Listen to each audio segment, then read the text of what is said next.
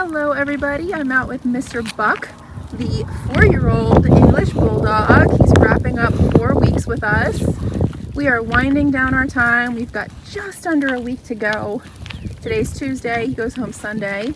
So from here on out, he'll be working with me, Julie, after Josh has done all the heavy lifting. What I love about that pattern is that he learns to listen to anyone giving the instructions, not just Josh. So then it'll be easier for me to transfer it over to his owners after he's learned from Josh, generalized it with me, and now I transfer it over to his owners. The beautiful thing is that we've got the e-collar, and that is the common language. We're going to transfer this over to his owners, so his owners are going to get the same results that we got during training. So as you can see, right now we're out on a walk. I'm not even holding the leash. Buck is out completely off leash, walking in heel, and it's a great walk.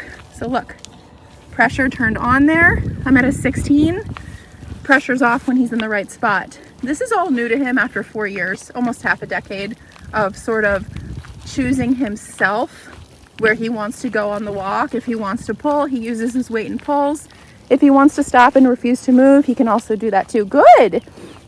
We've taught him, no, you have to follow our leg and you have to follow where we go and our pace, okay? I'm gonna tap in my tone here as I turn.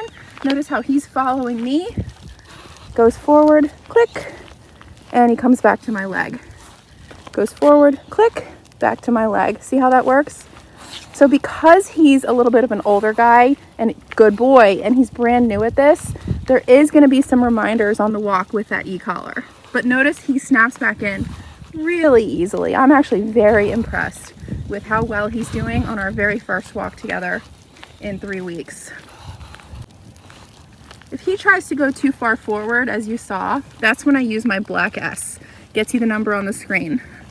Give it a couple clicks, he moves back into position. If he's lagging behind, moving too far to the left or going behind my legs, I use my tone. Beep, beep, beep, beep, beep, and it kind of speeds him up, just like right there. It gives him a little turbo boost. Okay, so the walk is really cool. The good thing about bulldogs is like, you don't need to bring him out for hours long, miles walks, 1 10-minute walk, once or twice a day. But really it's for, click right there, it's for that leadership. He's listening, he's walking where I told him to because he's listening to me. We're looking for those moments of resistance. If I stop, he should stop. What a good boy. Good. Stay. I like how he chooses to lay down automatically. That's his default. That's his coping skill. We tell him to stay, and he automatically pretty much goes into that down. This is a big change because, well, when Buck first got here, not only did he not want to stay, he wanted to go where he wanted to go. He definitely didn't want to lay down. Down was probably one of his biggest struggles, and not because he didn't understand what we were asking, he just didn't want to listen. Look how submissive of a pose down is. If he lays down for us, he's saying, I'm giving in to listening to you. And that stubborn bulldog, it's a hard thing for them to do. But now he's offering it to us and he's proud. He's actually proud to be learning and proud to be listening. And he's happy to be doing the right thing. Okay, so we've got our down stay.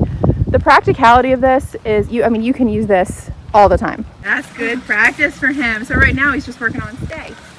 Don't worry about anything else but stay.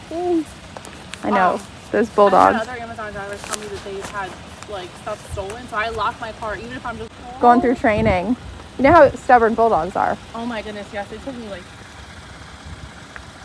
He didn't want to do anything. He didn't want to stay. He didn't want to walk. He didn't want to lay down. He didn't want to come. It took me 2 years to fully train ready. Yeah, you. Oh, he's so good. Yeah, he is. Once he learned to take a back seat, he turned around. Yeah, it's good. You're so good with them. What's his name? Buck. Buck. Oh, Bucky. Such a good boy. Yes, he is. Yeah, I went to the winter the one day and the people gave me All right, so we had a little distraction there. We were working on our downstay and we were talking about the practicality of the downstay. You can use the downstay pretty much anywhere you want. It can travel with you because you're able to put them down wherever you want. So it can be vet waiting room, grooming waiting room, backseat of your car, your kitchen. You're on a walk and you need to pick up poop and you don't want him all over the end of the leash. You can put him in a stay. That practicality of this command. Now, the glue that holds it all together is the fact that he will hold it until he's either released or given another command.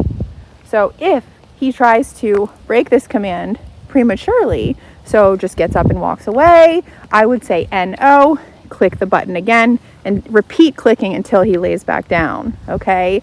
If he just takes it upon himself to just get up and walk away whenever he wants, and there is no correction, whether you forgot about him, you're overdoing dishes, you forgot you put him in the command, put that on repeat and he's just not going to listen. Because he's like, you know, they put me in commands, but they don't hold me accountable, so I'm not going to listen. That's just how dogs are, okay? So you have to be really consistent and only give the command if you're ready to hold them accountable until you release them.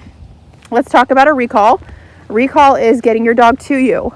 This is really important. A lot of people think dogs only need a recall if they're off-leash trained outside. I can't begin to describe how important recall is just from inside your house. If your dog is running away from you inside your own home, you need a recall. And the recall is half of the equation. To get the stay, you need to get the dog to you. All right, so we teach recall with the tone. Say COME, tap the tone a couple times, praise them, and they should come and sit her down somewhere at your feet. Okay? Come, good boy. Here he comes, good boy. Nice work. Right to me. I love that position. He waits for his pet. Okay, he comes and he stays and he waits for further instruction. So from here, I can tell him stay and walk away. I can release him, or I can put him into a heel. Let's put him into a heel. I'm going to say heel and tap the tone. Heel, tap the tone a couple times, and we're on our walk. Beautiful. Stay. I'm going to release him now for some free time. Break. Nice work, Buck. Good boy. And now we're off leash and he can sniff, he can go potty, he can explore, and he can do whatever he wants. Good boy. Come.